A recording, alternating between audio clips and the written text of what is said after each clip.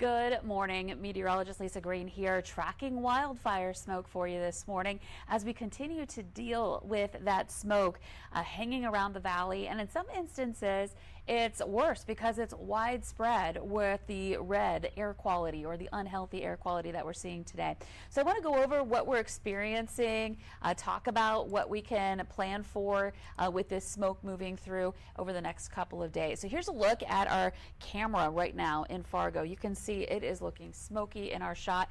Now, our camera is about 200 feet off the ground, so it's a little higher up, and it's about 2 miles from downtown. So when we lose visibility downtown, we know our visibility is less than 2 miles, and it's not that, but it is hazy here as we're looking toward downtown buildings. So that can kind of give you an idea of what we're experiencing here. I'm going to switch now to our weather computer here. We've got our air quality alert in effect. A reminder, we talked about this yesterday. This is the longest duration air quality alert that's been issued from the Minnesota Pollution Control Agency and for northwestern parts of Minnesota, for our viewing area, our counties that are highlighted there. And so that's significant that we're dealing with this kind of long duration event. A reminder, North Dakota does not issue air quality alerts, so we don't have one. But that does not mean, of course, that we don't have air quality issues going on right now. Taking a wider view, more places are now included in air quality alerts. In fact, this just updated. It was not just a couple of minutes ago when I set up this slideshow that we had air quality alerts just for Minnesota, Wisconsin, Michigan, and Iowa. Now it's extended into northern Illinois, including Chicagoland area and parts of northern Indiana too, as we see that smoke continue to descend southward, push southward. I want to show you that here. So this is the look at the wildfires that are detected right now in Canada. That's a lot of wildfires here. And this has been going on. It's a situation that, from a weather standpoint, doesn't look like it's going to improve much in the coming days. And so all of this smoke builds up, and then when our weather pattern shifts, and unfortunately, we are often downstream from this area in our weather pattern. And so that's why we keep getting hit by wildfire smoke as that eventually starts to move south as the pattern shifts. And so eventually that does take over, and that's what we've been experiencing with the winds out of the northwest.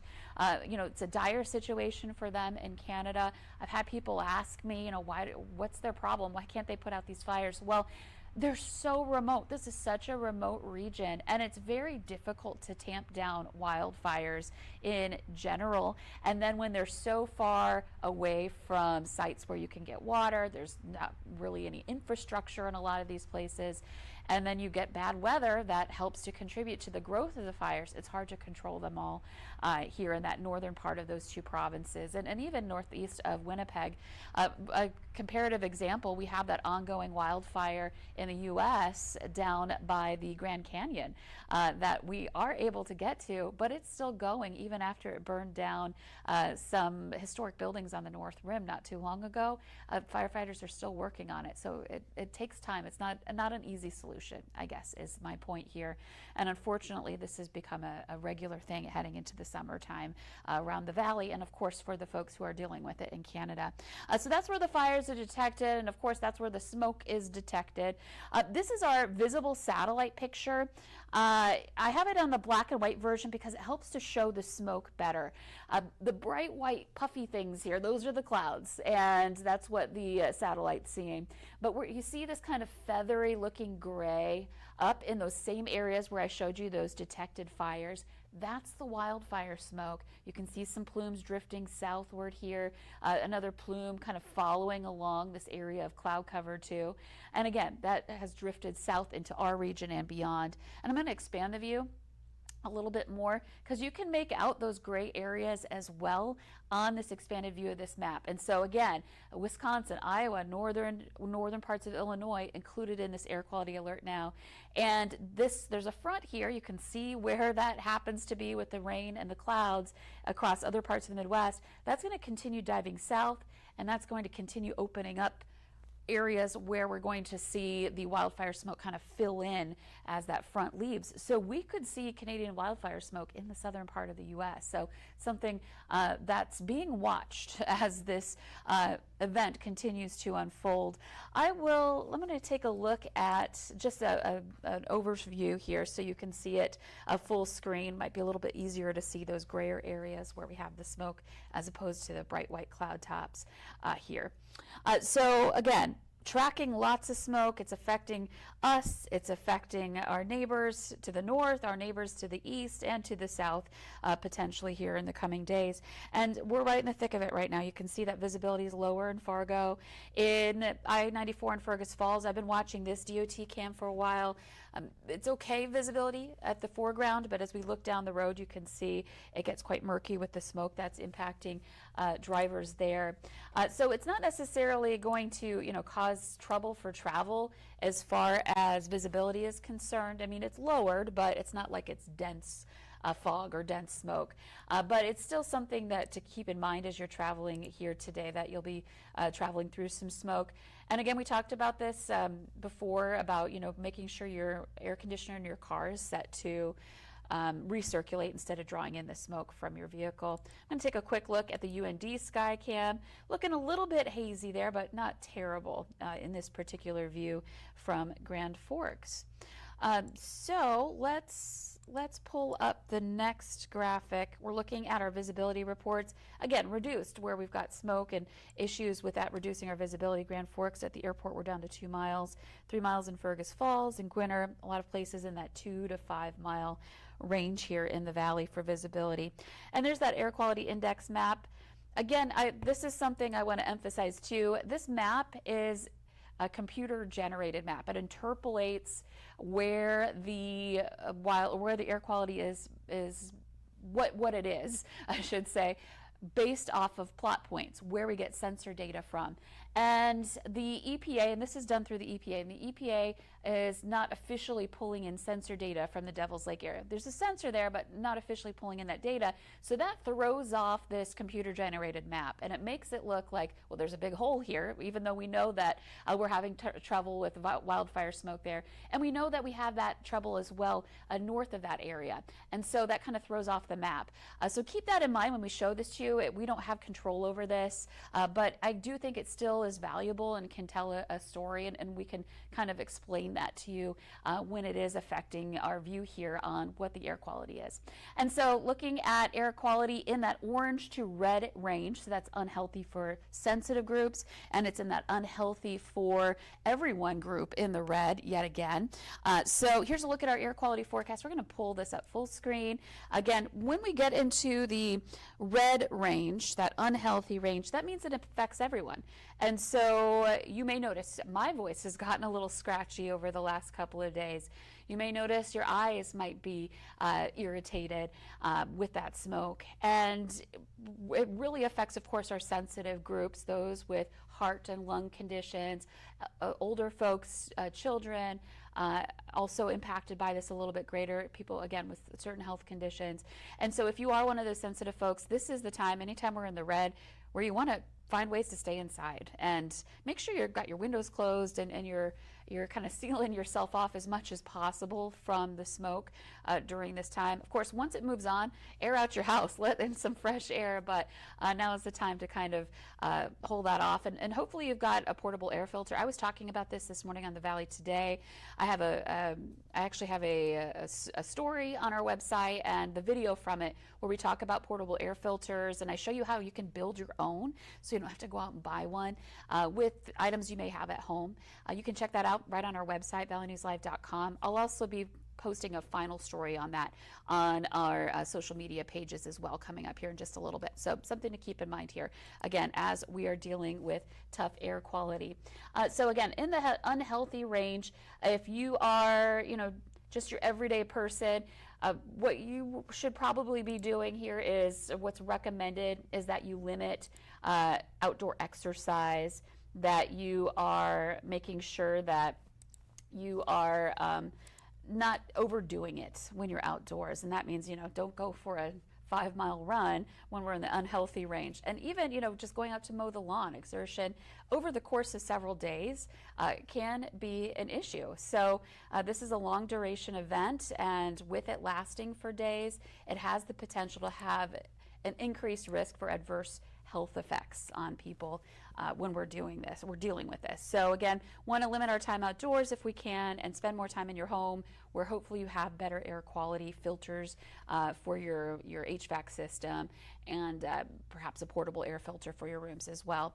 Okay, so I'm going to also just check in one more location, one more place here on an air quality map from the EPA that helps to tell the story as well. So this is the fire and smoke map. If you want to look this up for yourself, you can go to fire.airnow.gov.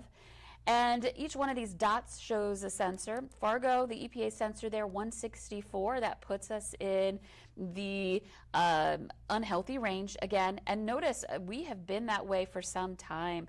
Since yesterday, we did dip into the orange for a bit, and now we're back into the red. So that's kind of the story for a lot of places. And I just want to point out, just about everybody in North Dakota, we have sensors in the orange and red. Northern Minnesota, orange and red too. And some places are tougher than others. Now, again, there are sensors in places like Devil's Lake. We'll check in on that one. This is the sensor at Fort Totten, but this comes from a company called Purple Air, so it's not an official government sensor, and that's why it doesn't get included in that map. But it does show, again, that we're looking at some unhealthy air quality. Now watch this as I zoom out. Of course, air quality is unhealthy. Our neighbors to the north, where we saw that smoke. Look how far-reaching the air quality that's unhealthy goes. Again, Chicago is now one of those areas where it's impacted, and that's a city, and from time to time air quality is tougher there just on its own naturally, but the wildfire smoke certainly not helping things. Looks like we've got some purple sensors in Wisconsin. This is the Appleton area where we're in that 200 range, that very unhealthy range. So again, it's affecting a lot of places in the upper Midwest and lower Midwest too. Will soon be feeling that too and experiencing the smoke. Okay, so let's check in now on our wind, because this is something that I find promising. I want to focus on this for a second. So we've been talking about that high pressure, and high pressure systems, the flow around them is clockwise. And we have a high, and I'll show you that in just a moment, but the high pressure is over the valley. What it does is high pressure is stable. It's descending air, it's sinking air, and it is often very light wind oriented. You don't see a lot of wind when you're underneath the high. So that all contributed to the smoke just hanging around, not exiting with that stagnant air. And for a while it was slow to move east. So for a while we were still getting some northeasterly wind, and that's there's some smoke up there in the northeast. So that was still we had the smoke in place, and then we were even just a little bit adding more smoke to the valley with that northeasterly wind. So we really need a wind shift, and we're starting to see it as the high moves east. Again, wind goes clockwise around it, so we've got wind starting to turn easterly, and then there's a southeasterly component in the west, and so we're getting what we call return flow around the high. And getting air out of the southerly direction is, now I know we have smoke south and east of us, so that's not going to help us a whole lot at the moment, but in general, getting that air coming in out of the south will start that process of helping to clear out the smoke, or at least stop the arrival of smoke here into the valley. So I'm really glad, really excited to see our surface winds starting to turn southeasterly in places like Jamestown and Devil's Lake. Now there's not much wind out there, it's still very light. We need that air to move a little bit more to get working on it, but it's nice to see some signs of improvement here in our wind speed map. Okay, let's take a look at our surface smoke map. Again, a reminder, we don't want to see any color on the map. We want these contours to not be there at all. And so, of course, blue is on that lower end of that concentration spectrum here. Where reds and purple, that's where we have the highest concentration. So we're not quite seeing that, but we're still just kind of dealing with the smoke overall hanging around. And here's that high. Again, we've got clockwise movement of air around the high. So underneath it, we've had that stagnant air. As we work our way through the afternoon, you can see there'll still be some concentrations of that smoke that might intensify a little bit. So could get a little worse before it gets better, or just hold in that orange and red category for air quality. But the high does start to move eastward, and again, counterclockwise flow, so we start to see wind coming in out of the south. And did you notice that? The plume of smoke is actually moving in from the southeast. I'll put this into motion a little further. Actually, I'm going to go back so I can play that out for you again. We're going to go back a graphic and forward again. Okay, so we've got this high moving to the south and east. We've got this smoke, some areas of smoke hanging around. Now watch, again, as this high moves south and east, we'll start to see a plume of smoke actually kind of pushing northeastward because it's responding to that change in flow. And so just in general, we're kind of seeing some changes happening here, which is promising for changes and improvement down the line. This is Friday at 4 p.m. Still have some smoke in the area, so I cannot rule out that we'll still be dealing with poor air quality on Friday. But I'm hoping to see at least some areas of improvement as the day goes on. And I think Saturday is going to be the day where we really notice the difference as the high really kicks out of here, and we hopefully get that pattern shift going on coming up for Saturday. So let's talk about what you can do. A reminder to protect yourself, especially during these long duration events, because they take their toll over time. I mean, the good news is if you can get indoors and get away from the smoke as much as possible, that limits the impacts and you can recover from it. But you know, it's hard to avoid. And so doing what we can really help us along here as we're dealing with the smoke over the course of several days. So again, staying indoors is the obvious answer if you can. One thing, I mentioned this yesterday, close windows. Overnight, we've had some really pleasant temperatures lately, especially last night. We dipped into the 40s in some areas. We weren't far from record lows in places like Grand Forks, just maybe like 4 degrees or so. In Fargo, where we were just off of the record low. So it's been very cool, which can be refreshing when the air is fresh, but it's not. So I know we want to open those windows overnight, but it's actually overnight where the air settles. And so you get that smoke settling near the surface too, and that can pool into your home with higher concentrations of smoke at night. So want to keep those windows closed. You know, if you're especially concerned, you can choose a room in your home, maybe one that you spend the most time in, to kind of seal off if you can. And then in that room, run that portable air filter I told you about to kind of double down on filtering the air. And in general, you want to make sure your HVAC system has good filtration on it as well. Make sure that filter is replaced and you've got a high efficiency filter that you're using. And the other thing too is, you know, don't add to the problem inside your house. You want to avoid more irritants. So don't light a candle. Not that we would right now, but don't start a fire in your fireplace. Want to avoid vacuuming, stirring up that dust in your home during this time. And, you know, if you need to be outdoors, consider wearing a mask outdoors, specifically the N95 and KN95 variety that is meant to help with wildfire smoke as well. And keep an eye on your health. And check in on your friends and family, especially those who you know are vulnerable to it, because, again, over time it can have a greater risk for folks. So let's take a look at conditions right now. We've got, again, that wildfire smoke happening here. Temperatures are recovering from that cool morning. We're in the 60s to 70, hazy sunshine in Fargo. And, you know, some fun things happening in the next couple of days. We've got Miracle Treat Day today.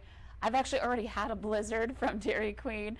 A great day to support a good cause, Children's Miracle Network, by going to Dairy Queen and getting a blizzard. Looking at 77, our forecast high. It's going to be pretty good ice cream eating weather, if you will. It's not going to be too hot. It's not going to suddenly melt if you don't eat it immediately. So that's something to look forward to if you've got plans to do that. It's just that it's going to be on the smoky side with sunny skies here for today. So today is looking, again, smoky. Heading into tomorrow, the Blues Festival. I'm going to just pull this full screen so you can see the entire graphic. Tomorrow, there is still that potential. A reminder that we have that air quality alert in effect into Saturday. So it's still it's likely we'll still have wildfire smoke in the air, and it's possible it could be as tough as it is today. I'm hoping it improves somewhat on Friday. We're looking at sunshine, smoky skies, high of 81. So like pleasant conditions to go out to Newman Outdoor Field and enjoy some blues. I would recommend just making sure you've got your sunblock because it is going to be on the sunny side, and stay hydrated. That helps too with the wildfire smoke that we're dealing with. And then on Saturday, that's the day of transition where we'll be watching out for an isolated shower. I don't think it's going to be a washout. In fact, we may miss out on the rain, but it is a possibility, especially heading into the evening. So have that umbrella, have the rain gear on hand just in case, so you don't get caught surprised by any rain showers that may be passing by. But otherwise, the temperatures look great for outdoor concerts. Here heading into the weekend, it's the smoke and then a chance for some rain, and you can see that here in our graph for Saturday evening, and then Sunday scattered rain and thunder showers more likely, and then it continues on into Monday as we work our way into next week.